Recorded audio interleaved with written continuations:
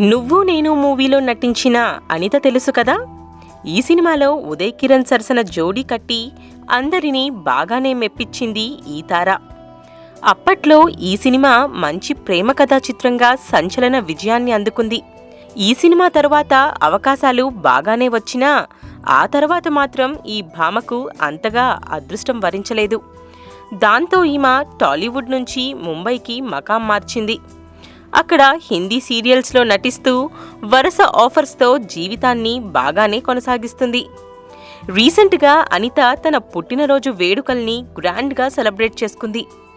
April 14న తన పుట్టినరోజు సందర్భంగా సన్నిహితులకు పార్టీ ఇచ్చింది అనిత. ఈ పార్టీని తన భర్త రోహిత్ రెడ్డి ఏర్పాటు చేశారు. ఈ పార్టీలో వీరిద్దరే స్పెషల్ అట్రాక్షన్గా నిలిచారు. గెస్ట్ల ముందే లిప్ లాక్ ఇచ్చేసి అందర్నీ ఆశ్చర్యపరిచారు.